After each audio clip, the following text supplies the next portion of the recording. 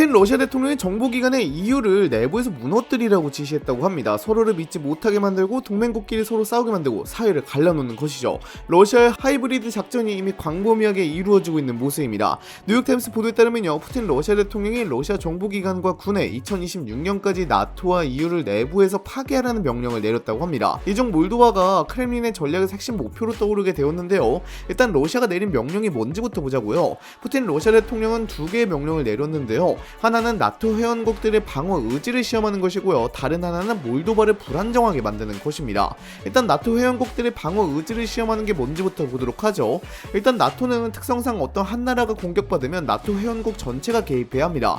이게 매우 큰 전쟁 억지력을 갖고 있는데 반대로 신용에 의해서 이루어지는 거다 보니까 만약 전쟁이 발생했을 때 특정 국가들이 개입하지 않으면 와르르 무너질 가능성이 매우 높습니다. 그래서 러시아는 나토의 결속력을 깨기 위해서 주변 국가들 곳곳을 공격하거나 공작을 펼치고 있는데요. 당장 미국 정부 당국은 이르면 러시아가 올 가을부터 나토 국가에 대한 소규모 공격을 통해서 나토의 결속력을 시험하려 할 가능성이 있다고 평가하기도 했습니다. 당장 발트 3국과 루마니아를 중심으로 러시아의 드론이 영공을 침범하는 모습이 자주 나타나고 있는데요.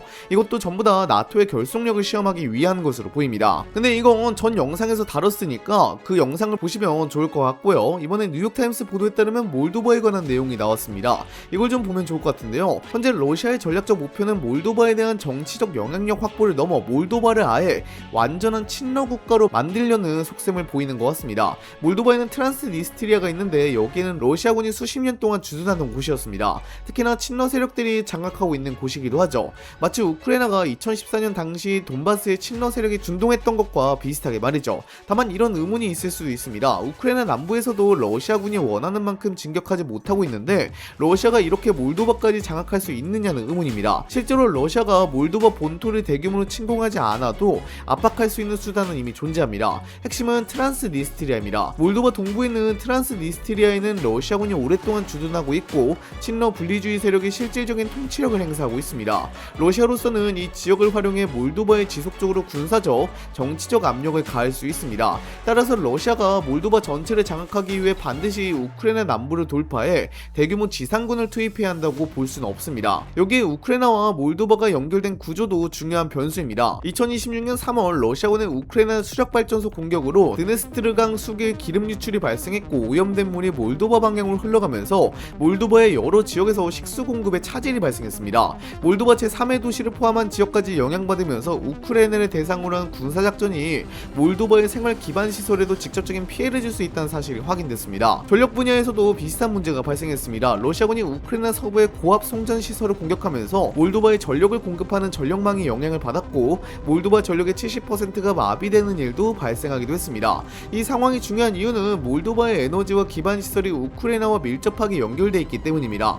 러시아가 몰도바를 직접 공격하지 않아도 우크라이나 핵심 시설을 공격하는 과정에서 몰도바의 전력과 식수 공급에 영향을 줄 수 있습니다. 몰도바로서는 러시아와 직접 전쟁을 벌이지 않았는데도 우크라이나 전쟁의 피해를 보아야 하는 상황이 만들어지는 것입니다. 여기에 정치적 압박까지 더해지고 있습니다. 러시아는 몰도바 내부의 친러 세력과 정치 네트워크를 활용하고 선거 개입, 자금 지원, 허위 정보 확산 등 여러 형태의 공작을 벌여 친유럽 정부에 대한 불신을 키우려 한다는 의혹을 받고 있습니다. 몰도바는 EU 가입을 추진하고 있지만 국내 정치가 계속해서 친러와 친유럽 세력으로 갈라지면 가입 절차에도 정치적 부담이 커질 수밖에 없습니다.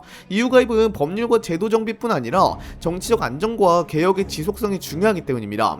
따라서 러시아가 몰도바를 압박하는 방식은 군사작전 하나로 설명하기 어렵습니다. 트란스니스트리아라는 기존의 군사적 거점, 우크라이나와 연결된 전력, 수자원 인프라, 그리고 몰도바 내부의 정치적 갈등을 동시에 활용할 수 있다는 것이 핵심입니다. 러시아가 몰도바 국경을 넘어 대규모 병력을 투입하지 않더라도 몰도바의 정치와 경제, 사회 안정성을 지속적으로 흔들 수 있는 조건이 이미 만들어져 있는 것입니다. 거기다가 러시아는 계속해서 몰도바 선거에 개입하고 있기도 하고요. 러시아 해커들은 몰도바의 중앙선거관리위원회 시스템을 해킹해서 투표를 조작하려 하기도 했습니다. 그렇다면 러시아가 왜 몰도바를 노리고 있는지를 살펴볼 필요가 있습니다. 우선 몰도바는 나토 회원국이 아니고 EU 회원국도 아닙니다. 따라서 러시아가 몰도바를 압박하거나 공격한다고 해서 나토의 집단 방위가 자동으로 발동하는 것은 아닙니다. 하지만 몰도바에서 군사적 충돌이 발생하면 동유럽 국가들이 받는 안보 부담은 크게 달라질 수 있습니다. 특히 몰도바와 국경을 맞대고 있는 루마니아는 나토 회원국이기 때문에 몰도바의 상황을 자국 안보와 분리해서 보기 어렵습니다. 몰도바와 루마니아의 관계도 중요한 변수입니다. 양국은 역사적, 문화적으로 밀접한 관계가 의견차가 있고 현재 몰도바 내부에서도 루마니아와의 통합을 지지하는 의견이 존재합니다. 마이아 산두 몰도바 대통령 역시 2026년 1월 11일 영국 팟캐스트 더 레스트 이즈 폴리틱스 인터뷰에서 국민투표가 실시된다면 루마니아와의 통합에 찬성하겠다는 견해를 밝혔습니다. 물론 이것이 양국의 통합이 곧바로 추진된다는 의미는 아니지만 러시아가 몰도바를 장악하거나 친러시아 방향으로 돌리려고 할 경우 루마니아가 이를 심각한 안보 문제로 받아들일 가능성이 높다는 점은 중요합니다. 여기서 나토 내부의 견해 차이가 발생할 수 있습니다. 루마니아와 폴란드, 발트삼국처럼 러시아와 지리적으로 가까운 국가들은 몰도바에 대한 러시아의 영향력 확대를 직접적인 안보 위협으로 받아들일 가능성이 높습니다. 이들 국가에서는 러시아의 추가적인 군사 행동을 막기 위해 더 강력하게 대응해야 한다는 주장이 나올 수 있습니다. 반면 서유럽 국가들은 몰도바가 나토 회원국이 아니라는 점을 근거로 러시아와 직접적인 군사 충돌을 피해야 한다는 의견을 취할 가능성이 있습니다. 이렇게 되면 나토와 EU 내부에서 대응 수위를 놓고 의견이 갈릴 수 있습니다. 동유럽에서는 러시아의 위협을 막기 위해 군사적 대응과 추가적인 방위력 강화를 요구하고 서유럽에서는 확전을 막기 위한 외교적 해결과 제한적인 대응을 주장하는 상황이 만들어질 수 있습니다. 러시아로서는 몰도바에 대한 압박 자체뿐만 아니라 이런 정치적 논쟁이 발생하는 것에도 전략적 의미가 있습니다. 실제로 러시아와 유럽 사이에서는 드론과 사이버 공격 등 하이브리드 전쟁 형태의 충돌을 둘러싸고 이미 비슷한 긴장이 나타나고 있습니다. 동유럽 국가들은 강력한 대응을 요구하지만 서유럽에서는 러시아와의 직접적인 군사 충돌로 확대되는 것을 경계하는 목소리가 나옵니다. 몰도바에서 군사적 위기가 발생한다면 이러한 견해 차이가 더욱 선명하게 드러날 수 있습니다. 러시아가 노리는 것이 나토와 EU의 물리적인 해체가 아니라 회원국 사이의 대응 의지를 약화하는 것이라면 몰도바는 매우 중요한 공간이 됩니다. 몰도바를 둘러싼 위기가 커질수록 동유럽과 서유럽의 위협 인식 차이가 벌어질 수 있고 이 과정에서 우크라이나 지원을 계속해야 하는지를 둘러싼 논쟁도 다시 커질 수 있습니다. 러시아가 기대할 수 있는 가장 큰 효과는 유럽이 하나의 목소리로 대응하지 못하는 상황이며 우크라이나에 대한 군사적, 경제적 지원이 줄어드는 것도 그 과정에서 발생할 수 있는 중요한 결과입니다. 그리고 여기서 한 가지 더 생각해봐야 합니다. 러시아가 몰도바를 완전히 장악하지 못한다고 해서 크렘린이 아무것도 얻지 못하는 것은 아닙니다. 오히려 몰도바를 지속적으로 불안정한 상태에 놓이게 만드는 것만으로도 러시아는 상당한 전략적 이익을 확보할 수 있습니다. 몰도바에서 정치적 혼란이 계속되면 EU는 몰도바의 경제와 정치적 안정을 유지하기 위해 더 많은 자원을 투입해야 합니다. 몰도바 정부가 러시아의 공작에 대응할 수 있도록 정보기관과 사법기관의 역량을 강화하는 데에도 서방의 지원이 필요합니다. 이렇게 되면 유럽이 우크라이나 전쟁과 러시아의 위협에 대응하면서 동시에 몰도바의 내부 안정까지 관리하는 상황이 만들어집니다.